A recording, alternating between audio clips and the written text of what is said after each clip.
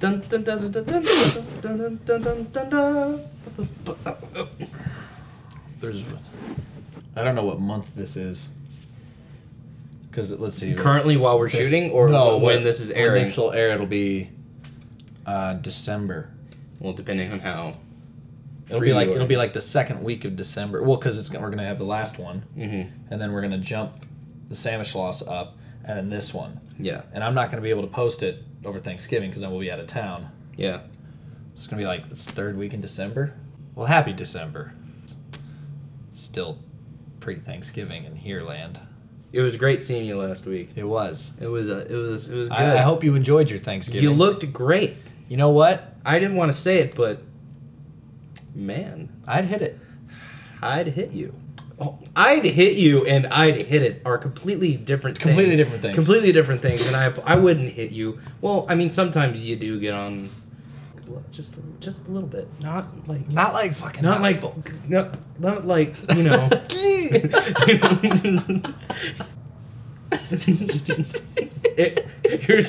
You are somewhere from here to like here, so like this is where you live, but you're not like. Who did this? Who I think this was like Curb Your Enthusiasm or something. Oh yeah. And it was like. So you'll remember in the last series of beer reviews, it was the first one. The first two were from right. Maui Brewing. Yeah, but we really liked the pineapple one. Yes. Now we have another Maui Brewing Company beer. This is the Bikini Blonde Lager. What the sailors really come to the shore for. So this is, really Christmassy. It won the World Beer Cup Silver cellar or unfiltered beer. Oh. And of course, it is brewed with Aloha. Aloha. Ah! Oh. Oh, you see, you went a little more aggressive on it. Gonna be a good day, Tater. Not the same sound, but I'm gonna put the sound of an explosion happening there. Oh, yeah. Oh my goodness. Let's give it a... It's like a Michael Bay film. I feel like I smelled a coconut. It's coming back to me a month later. Oh, well. You know what? You're right. Hint of coconut. Oh, really? Hint. I think so. Hint of coconut. Just barely. Like, and a hint of pineapple as well for you? Well. Or something definitely light. Yeah, something fruitier. But yeah, now I'm really tasting the, like, coconut flavor. Hint. Just like, I had to sip it 3 times before it made sense. Or 4. Check the replay. Upon further review, we've discovered that it was, in fact, that many. It was, in fact, 3 sips. I'll give it that. You know what? I don't know as much about bold, necessarily. Bold. Smooth and refreshing, absolutely. Oh, quite absolutely. Totes. Totes refreshing and smooth. So now that it is December, we have witnessed the last game of college football.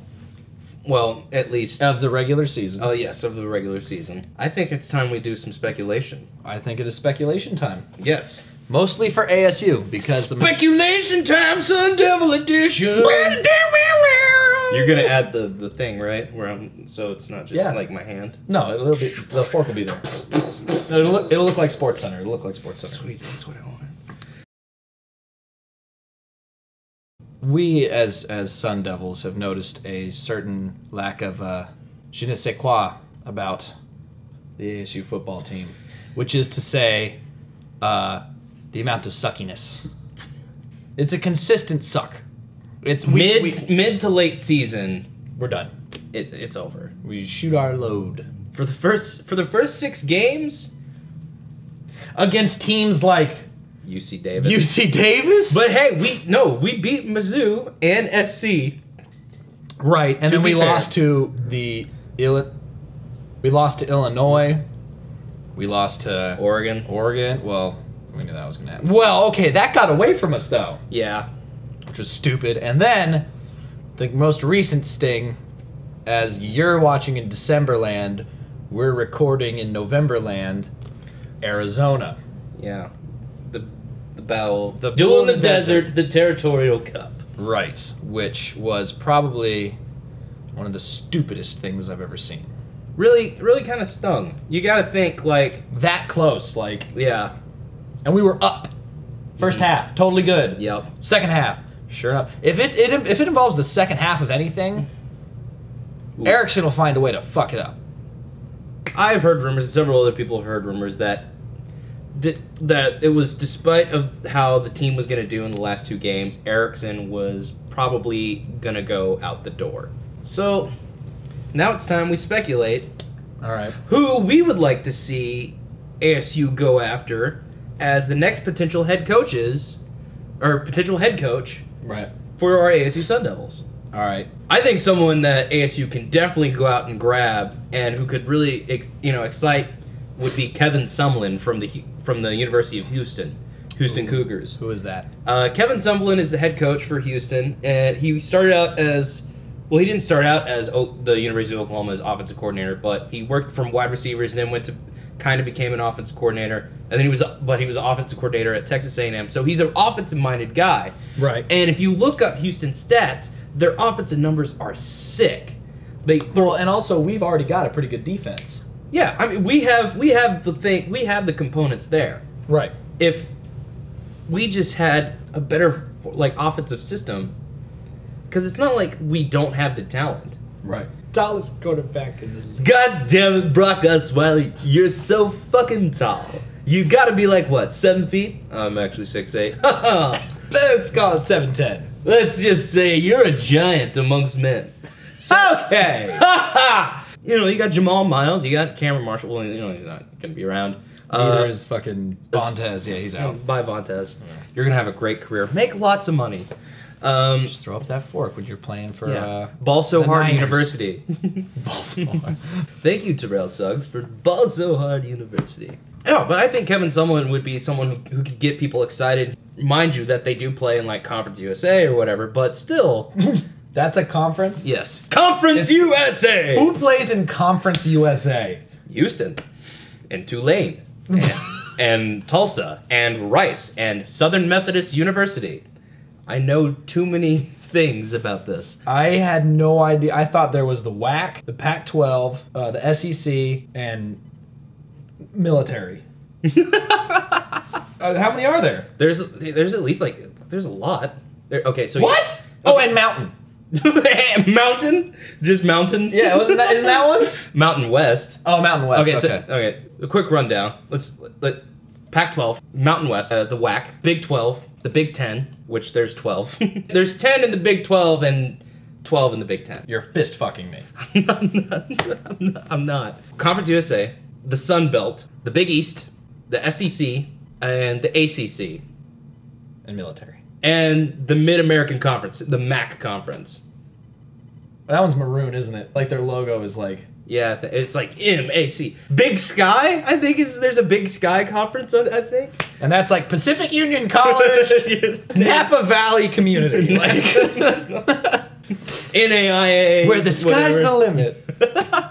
But anyway, So Sumlin can get offensive production. I think if he came in, I think he could get stuff done on the offensive side of the ball. With Arizona hiring Rich Rodriguez, that's going to kind of get people excited about that a little bit. Right. I think you have to do the same thing, not only in a sense be ahead of U of A, but technically you're hiring after they're hiring. So you got to stay competitive against U of A, if anything. I don't know. Do you have anybody in mind? No. Kirby Smart, the defensive coordinator for Alabama.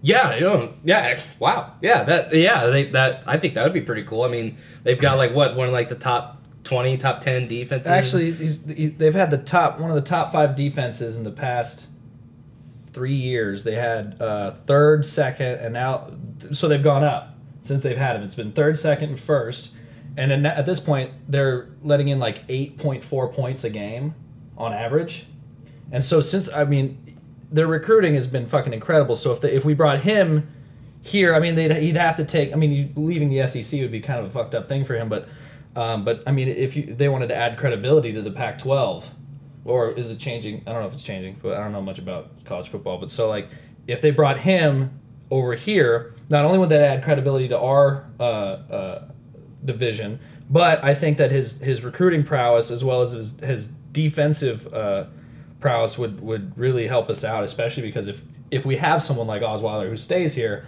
and can throw.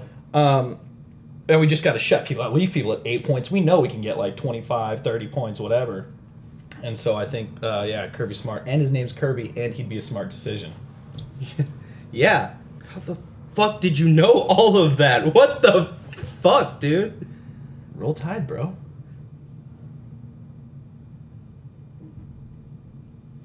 So, yeah, we got Kevin Sumlin and Kirby Smart. Did I do good, Dad? Hey, you did good, son. You did good, son. So there you go, ASU.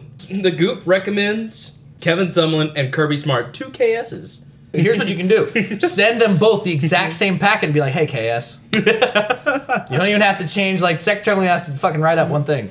You're just going to have to offer Smart, like, $1 million because he's already making $750,000. How do you know that, too?